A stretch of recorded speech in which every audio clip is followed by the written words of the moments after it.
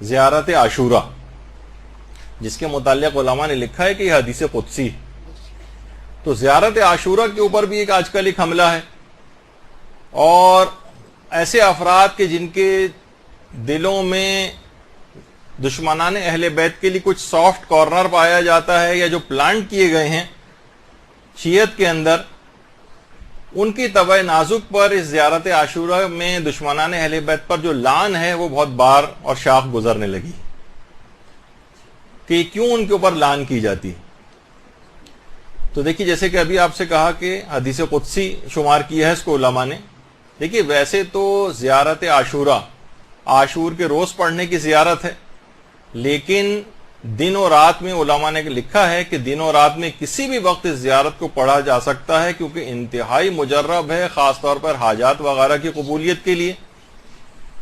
اور باقاعدہ آیت اللہ بہجت سے منسوب ان کا ایک خواب ہے، جس کو باقاعدہ طور پر میں نے کسی کتاب وغیرہ کے اندر تو نہیں دیکھا ہے، لیکن ان سے ایک بہت شہرت دی جاتی ہے کہ انہوں نے اپنے استاد آیت اللہ علی آقا قاضی کو خواب میں دیکھا تھا. تو پوچھا تھا کہ کیا کوئی آپ کے دل میں ایسی حسرت ہے کہ میں دنیا میں واپس اگر آ جاؤں تو کون سا کام میں ایسا ہو کہ جو روزانہ انجام دوں جس کو.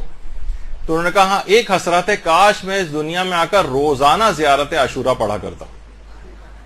ضرور.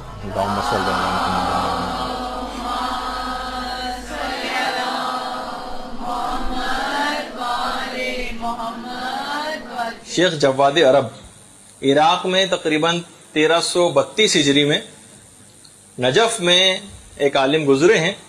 انہوں نے خواب میں حضرت اسرائیل کو دیکھا اور سلام کیا حضرت اسرائیل کو، اور حضرت اسرائیل سے پوچھا کہ آپ کہاں سے آ رہے ہیں؟ کہا میں شیراز سے ابراہیم محلاتی، جو ایک اور بڑے عالم تھے شیراز کے، ان کی روح کو قبض کر کے آ رہا ہوں. کہا کہ ابراہیم محلاتی کا کیا حال ہے، کس حال میں ہے ان کی روح؟ کہا کہ برزخ میں ایک باغ میں ہے، اور 1000 فرشتے ان کے سپرد کیے گئے ہیں جو مکمل شیخ ابراہیم محلاتی کی اطاعت کرتے ہیں. کہہ رہے ہیں میں بڑا حیران ہوا، اور خواب میں ہی میں نے پوچھا کہ اتنا بڑا مقام شیخ ابراہیم محلاتی کو کس وجہ سے حاصل ہوا قبر میں؟ کہا کہ حضرت اسرائیل نے کہا کہ زیارت عاشورہ کو پابندی سے پڑھنے کی وجہ سے.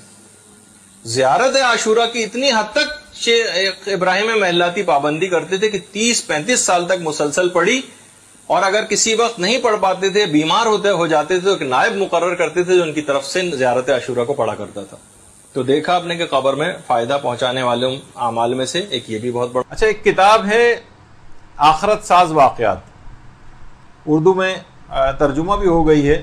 علی افضل قومی قبلہ مولانا نے اس کا ترجمہ کیا ہے.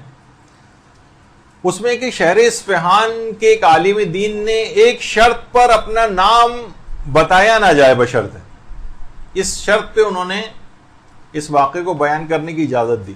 کہنے ایک رات مجھے الہام ہوا کہ اصفہان کا ایک مومن دکاندار ہے، اس کو 45,000 تومان لے جا کر مدد کے طور پر دو. اچھا، میں اٹھا، اب میں سوچ رہا ہوں پتہ نہیں یہ بات حقیقت ہے، خواب ہے، کیا ہے. بہرحال وہ مشخص کر دیا گیا تھا دکاندار، میں اس کو پہچانتا تھا. خواب میں مجھے حکم دیا گیا کہ جاؤ اور اس کو 45,000 تومان دو. اچھا، میں بہرحال اس کی دکان پہ گیا، کچھ گاہک وغیرہ موجود تھے. میں نے اس سے کہا کہ میں تم سے اکیلے میں کچھ ملنا چاہتا ہوں. وہ مجھے ایک مسجد میں برابر میں لے گیا. مسجد میں جب لے گیا تو میں نے کہا کہ تم کی کوئی پریشانی کا شکار ہو؟ اس نے کہا، اس نے کچھ بتانے پر تیار نہیں ہوا. جب بہرحال کچھ بتانے کو تیار نہیں ہوا تو میں نے اپنی جیب سے وہ لفافہ نکالا جس میں 45,000 تومان تھے. بس اس کو کہا کہ تم یہ لے لو، مجھے حکم ہے کہ تمہیں دے دوں. اس نے اسی وقت لفافہ کھولا، اور جب اس پیسوں کو گنا تو زاروں قطار رونے لگا، اور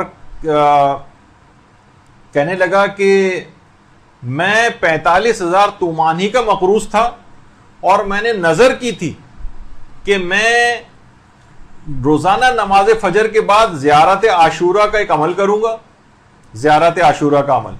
اور آج اس زیارت عاشورہ کے عمل کا 40واں روز ہے، اور 45. اچھا، وہ عالم کہتے ہیں کہ میں نے جب وہ خواب میں نے دیکھا تھا کہ اس کی جا کر مدد کرنی، بس پیسے کتنے، میں نے جا کر اپنے پیسوں کو ٹٹولا اور گنا تو دیکھا وہ 45,000 تومانی تھی. اور جب اس آدمی کو بھی 45,000 تومان، تو خود زیارت عاشورہ علی الخصوص علماء فرماتے ہیں خاص طور پر عام طور پر بھی دعاؤں کی قبولیت کے اعتبار سے بھی اور اس لحاظ سے بھی کہ اگر ہم شب قدر میں اس زیارت عاشورہ کو پڑھیں اپنے تمام مشکلات اور پریشانیوں کے حل کے لیے تو وہ بھی بہت اہم ہے۔